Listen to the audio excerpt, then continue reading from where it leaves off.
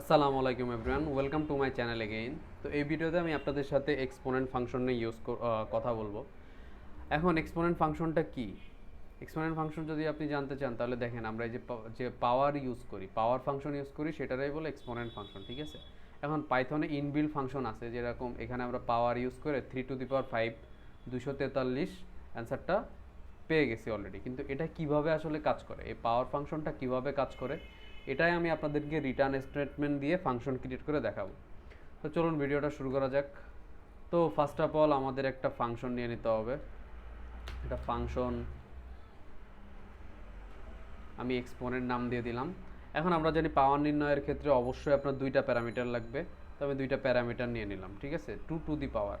আপনি কোনো কিছু যদি পাওয়ার নির্ণয় করতে চান অবভিয়াসলি একটা হচ্ছে বেজ লাগবে আর একটা হচ্ছে পাওয়ার লাগবে।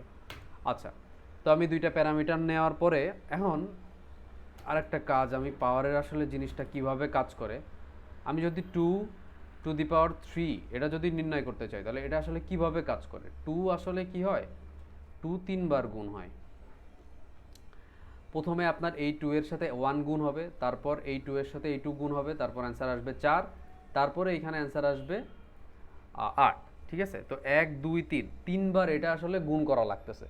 তো এটা যখন আমরা প্রোগ্রামে দিব অবশ্যই আমাদের একটা ফর লুপ লাগবে, যেটা বারবার আমাদের এই ভ্যালুটা আর কি গুণ করতে সাহায্য করবে লুপের মাধ্যমে। আচ্ছা, তো আমরা একটা লুপ নিয়ে নিই, ফর আই ইন রেঞ্জ। এখন এর রেঞ্জ কত হবে, যা পাওয়ার হবে অবশ্যই রেঞ্জ তত হবে। এখানে পাওয়ার যদি 2⁵ থাকে তাহলে লুপটা 5 বার চলবে, যদি 2⁻10 থাকে তাহলে লুপটা 10 বার চলবে। তো আমাদের প্যারামিটার ওয়াই এর সমান সমান আমরা লুপটা চালাবো। তো আমরা রেঞ্জের ভিতরে ওয়াই দিয়ে দিলাম।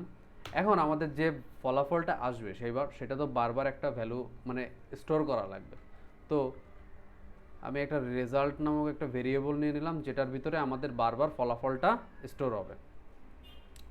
এখন আমরা রেজাল্ট ইনটু বারবার আমার কোন ভ্যালুটাকে গুণ করবে, এই যে এক্স এর যে ভ্যালুটা আছে, মানে এক্স এর যদি পাওয়ার নির্ণয় করতে চাই তাহলে আমরা এক্সকে বারবার গুণ করতে হবে।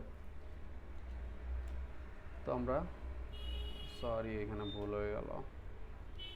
আচ্ছা, গুণ এক্স। আচ্ছা, ঠিক আছে। এখন আপনি যখন প্রথমে আসলে ফাংশনটা কিভাবে কাজ করে, তো 2⁻³ আমরা নির্ণয় করতে চাই, তো প্রথমে 2 এর সাথে 1 গুণ হবে, ঠিক আছে? তারপরে 2 এর সাথে 2 গুণ হবে। তো আপনার 2 এর সাথে যখন 1 গুণ হবে তো রেজাল্ট হইতেছে 2, সেই রেজাল্টটা আপনার পরে কি আবার এই 2 এর সাথে গুণ হবে।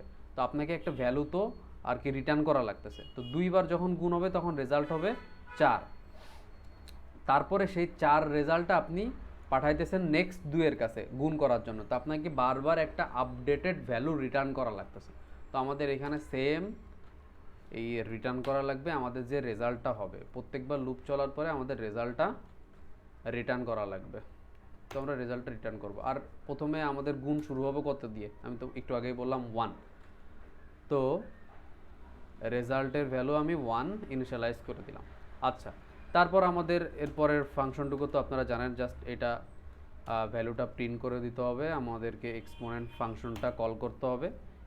এর ভিতরে আপনি যে কোনো ইচ্ছা দিতে পারেন। আপনি যদি 3⁻³ নির্ণয় করতে চান তাহলে আপনারা করতে পারবেন। সরি, রান ফাংশন, তো অ্যান্সার আসবে 27।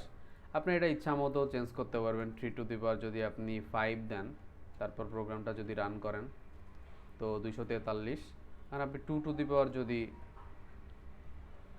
5 দেন তাহলে অ্যান্সার আসবে 32। তো এইভাবে আসলে আপনার এক্সপোনেন্ট ফাংশনটা কাজ করে। আমরা জাস্ট শর্ট এই যে পাওয়ার ফাংশন, পাওয়ার যে ফাংশনটা ইনবিল্ট ফাংশন আছে, এটা বারবার এটা কেন হইতেছে, তো পাওয়ার এই শর্ট কি এর মাধ্যমে আমরা এটা ইউজ করতে পারি। কিন্তু ডিটেইলস আপনি যখন বড় বড় প্রোগ্রাম বা ফাংশন মানে ক্রিয়েট করবেন তখন আপনার অবশ্যই এই বেসিক নলেজটা লাগবে। এখন আপনি এই প্যারামিটারের ভ্যালু আপনি ইউজারের কাছ থেকেও নিতে পারেন, যেগুলো অ্যাডভান্স লেভেলের প্রোগ্রামিং আমি ইন ফিউচার দেখাবো। তো আশা করি সেই পর্যন্ত ভালো থাকবেন। Thank you for watching this tutorial.